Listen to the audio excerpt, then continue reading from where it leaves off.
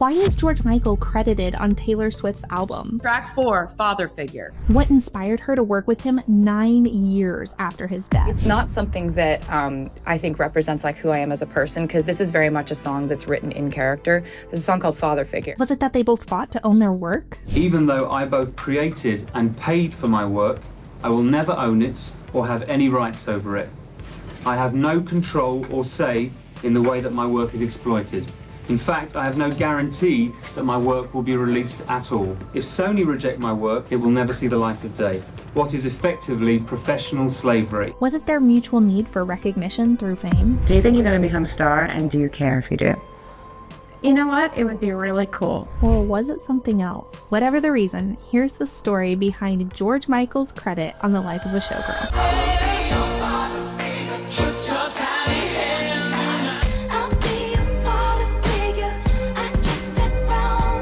That was a fun one to write. George Michael grew up in North London, working as a dishwasher in his father's restaurant. He was shy, insecure, and craving validation. Intrinsically insecure, because we liked the sound of people clapping because it made us forget about how much we feel like we're not good enough. And I've been doing this for 15 years and I'm tired of it. I'm just tired of the...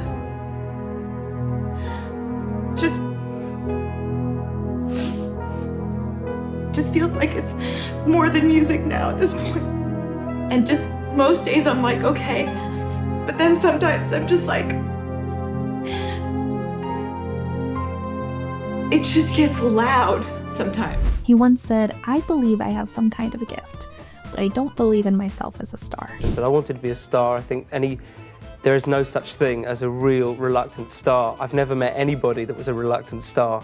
You know, I mean, you get to a certain stage and you have to have done it yourself. As a boy, he carried demo tapes and dreamed somebody would want his music, would want him. I wanted to be a star desperately. I never desperately wanted to be rich. In a 1998 interview, when he was asked whether his ambition was wealth or fame, he responded, "I don't want to be rich. I just want to be filthy famous." So I didn't want to be rich, I just wanted to be filthily famous. The goal was a comfort or status. It was adoration, recognition, and being seen on the biggest stage. He felt invisible in many ways, overshadowed by self-doubt. He believed that fame might be the elixir to fix his broken parts. You know, it's the things that are missing that make you a star. It's not the things that you have. His first attempt, a band called The Executive, went nowhere. He faced the painful possibility that his dream for fame may never materialize. Soon after, he and his school friend, Andrew Ridgeley, started a new band, Wham! George laughs all right when he thinks about how it all began with a group called Wham!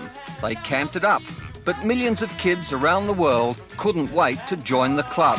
They were a hit, but critics mocked them as shallow, teeny bopper fluff.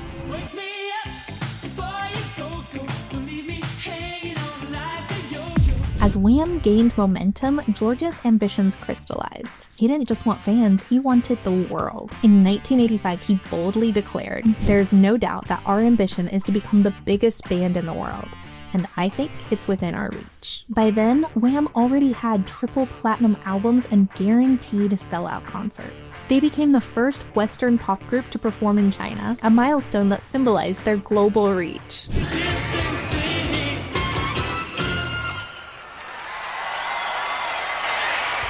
Wham! Shot to superstardom. Make It Big went multi-platinum. Careless Whisper became one of the best-selling singles of all time. Careless whispers are a good friend. Yet George was unsettled. Critics still dismissed Wham! As disposable pop. He longed for credibility as a serious songwriter. Inside, he wrestled with another battle, hiding his sexuality, living behind a persona the world adored but felt like a mask.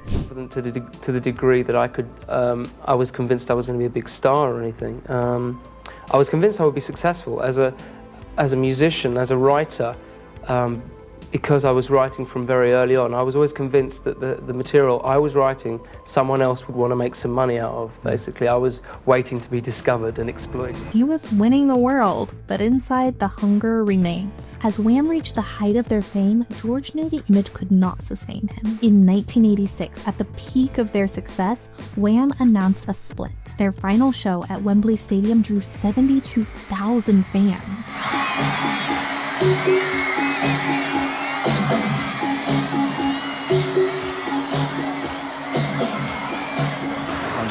With No regrets about splitting up. So a huge thank you to everyone. For George, the breakup was more than the end of a partnership. It was a chance to escape the bubblegum pop image he felt trapped in, to prove he could stand on his own as a serious artist. 4 years, millions of dollars, millions of records sold. Why did you finally say, slam bam, goodbye, wham?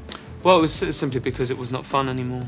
Because we were growing up, we weren't kids anymore. We couldn't have that, we couldn't genuinely promote that totally carefree thing anymore. But it wasn't a matter of wanting to dump Andrew or anything, because we started it together and we wanted to finish it together. You know, I always knew that I would have a solo career, and so did he. It was just a matter of how long Wham would remain fun. In 1987, George struck out on his own with Faith. Gotta have faith. I gotta have faith. Because I gotta have faith.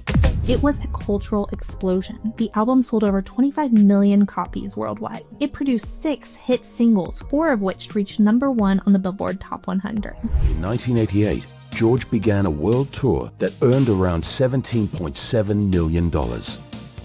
After his experience with the album Faith and the process of promotion, music videos, and touring, he was completely exhausted and made it clear to his record company Sony that for his next album, he did not want to go through that experience again. It won the Grammy for Album of the Year in 1989. The album of the year is Faith. George Michael, album producer George Michael.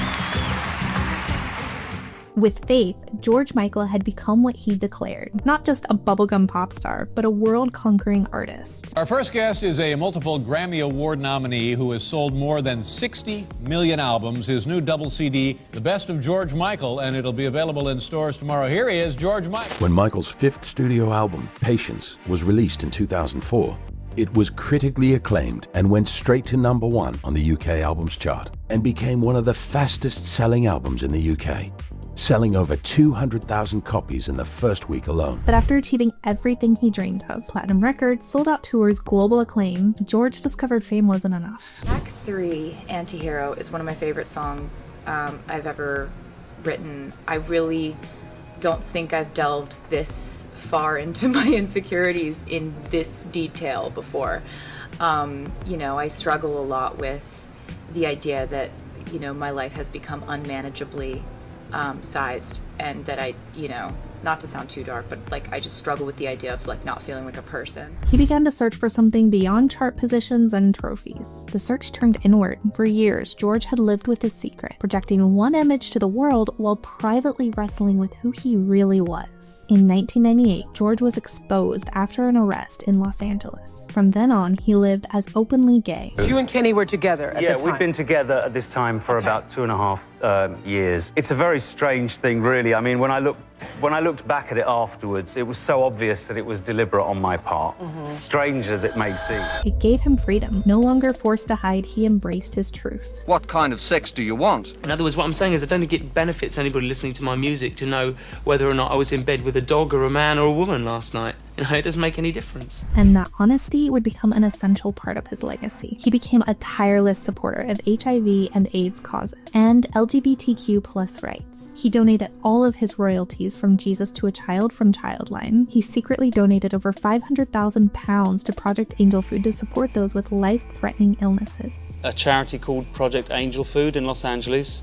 who deliver meals to AIDS patients all over Los Angeles and the area. Yes, he had conquered the charts, but more importantly, he stood for authenticity, courage, and compassion. Okay, we've got some breaking news coming to us here via Thames Valley Police, who have confirmed the death of the singer George Michael at the age of 53. The boy who once dreamed of becoming filthily famous discovered that fulfillment doesn't come from fame. It comes from living honestly and using your success to uplift others. But in living honestly, I have not cheated or lied about my sex life. What stands out to me personally about George Michael is he didn't hide from his biggest dreams. When asked what he wanted, he didn't downplay it. He said he wanted to be filthily famous. He declared Wham would be the biggest band in the world. A lot of us, myself included, soften our goals to sound reasonable, but he owned his ambition unapologetically. And then he went out and lived it. What about you? Have you ever dimmed your dream to not be judged? Let me know in the comments. And if you want the scoop behind track 2, Elizabeth Taylor, watch this video now.